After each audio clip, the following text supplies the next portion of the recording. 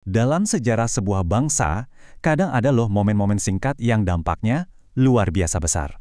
Nah, kali ini kita bakal kupas tuntas sebuah pertempuran yang cuma berlangsung 6 jam, tapi berhasil mengubah arah kemerdekaan Indonesia. Dan yang bikin makin menarik, ada misteri besar di balik siapa dalang sebenarnya. Oke, kita langsung aja ke pertanyaan utamanya. Sebuah serangan kilat selama 6 jam yang benar-benar jadi penyelamat negara. Tapi, siapa sih otak di baliknya? Pertanyaan ini jadi pusat perdebatan, dan jawabannya ternyata nggak sesederhana yang kita bayangkan. Untuk ngerti kenapa serangan ini penting banget, kita perlu mundur sedikit ke akhir tahun 1948.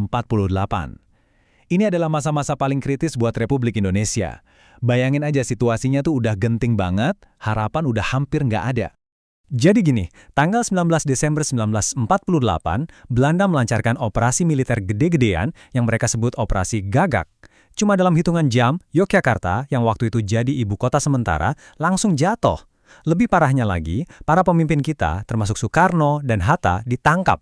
Republik seolah-olah lumpuh total. Dan Belanda nggak berhenti di situ. Mereka langsung menyiarkan propaganda ke seluruh dunia. Pesannya jelas dan telak. Republik Indonesia sudah tidak ada lagi. Mereka mau dunia percaya kalau perlawanan Indonesia sudah padam dan tentaranya sudah hancur lebur. Nah, ini yang bikin situasi makin gawat. Di PBB, para diplomat kita lagi berjuang mati-matian buat dapat pengakuan internasional. Tapi gimana coba mau meyakinkan dunia kalau negara yang mereka wakili diklaim udah nggak ada? Tanpa bukti kalau kita masih melawan, perjuangan diplomasi ini bisa sia-sia. Tapi, justru di tengah situasi yang kelihatannya tanpa harapan ini, muncullah sebuah ide serangan balasan yang sangat berani. Pertanyaannya, ide ini datang dari siapa? Disinilah misteri yang seru ini dimulai, dengan beberapa versi cerita yang saling bertolak belakang. Setidaknya ada 3 nama yang muncul dalam perdebatan ini. Ada Sri Sultan Hamengkubuwono IX, pemimpin sivil di Yogyakarta. Lalu ada Letnan Kolonel Soeharto, komandan di lapangan. Dan yang bikin rumit, ada bukti perintah resmi dari Kolonel Bambang Sugeng. Yuk kita bedah satu-satu klaim mereka. Oke, versi pertama datang dari Sri Sultan. Beliau cerita idenya itu tercetus setelah dengar siaran radio BBC. Begitu tahu PBB bakal bahas soal Indonesia, beliau merasa harus ada aksi nyata yang bisa bikin dunia menoleh, sesuatu yang heboh. Dari situlah beliau kirim surat ke Panglima Besar Sudirman buat merealisasikan rencananya. Terus ada versi dari Letkol Soeharto. Dalam biografinya, ceritanya beda lagi. Ia mengklaim ide itu murni dari dirinya sendiri.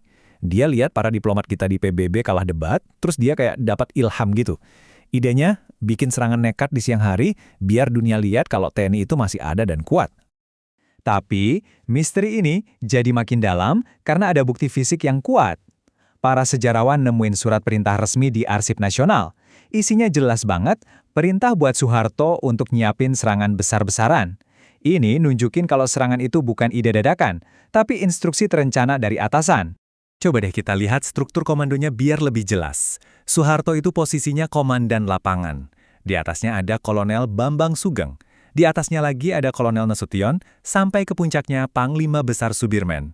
Jadi, secara hierarki militer, perintah dari Bambang Sugeng ke Soeharto itu sangat masuk akal dan sesuai prosedur. Jadi, terlepas dari siapa penggagas utamanya, yang pasti pada 1 Maret 1949, rencana itu dieksekusi dengan sangat presisi dan keren banget. Yuk kita lihat gimana serangan 6 jam itu berjalan. Bayangin ya, tepat jam 6 pagi, sirene meraung di seluruh kota. Itu kodenya. Ribuan pejuang TNI dan Laskar langsung serentak menyerang pos-pos Belanda. Target utamanya apa? Area sekitar Hotel Tugu, tempat para wartawan asing dan pengamat PBB nginep. Pesannya jelas, biar mereka lihat sendiri. Dan tepat jam 12 siang, setelah 6 jam menguasai kota, mereka semua mundur. Misi selesai. Cerdas banget. Kemenangan ini mungkin cuma berlangsung 6 jam secara militer.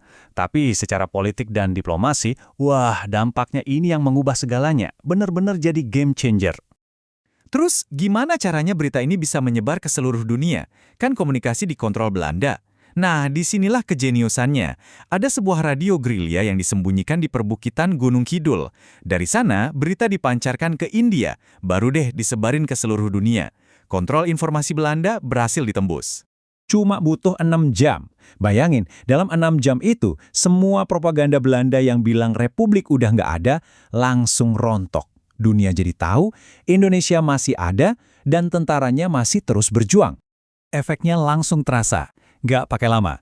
PBB langsung ningkatin tekanan ke Belanda, maksa mereka buat balik lagi ke meja perundingan.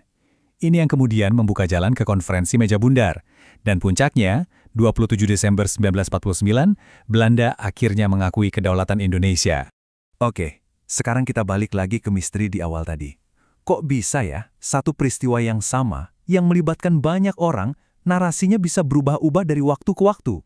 Yang unik nih, di tahun 50-an dan 60-an, peristiwa ini tuh nggak dianggap seheboh sekarang loh. Di buku-buku sejarah lama, serangan umum 1 Maret ini seringnya cuma jadi catatan kaki aja, kalah pamor sama pertempuran 10 November di Surabaya atau Bandung Lautan Api. Nah, semuanya mulai berubah drastis di era Orde Baru. Sejarah seolah ditulis ulang buat menonjolkan peran Soeharto sebagai satu-satunya pahlawan. Tapi setelah 1998, para sejarawan mulai melihat lagi bukti-bukti yang ada, dan pandangannya pun jadi lebih berimbang. Kesimpulannya, ini adalah keberhasilan kolektif, bukan kerjaan satu orang. Dan media yang paling berpengaruh dalam membentuk narasi tunggal ini adalah film Janur Kuning. Film ini benar-benar fokus ke kepahlawanan Soeharto dan selama bertahun-tahun jadi tontonan wajib setiap 1 Maret. Jadi wajar banget kalau satu generasi tumbuh dengan keyakinan seperti itu. Jadi, pada akhirnya apa pelajaran yang bisa kita ambil?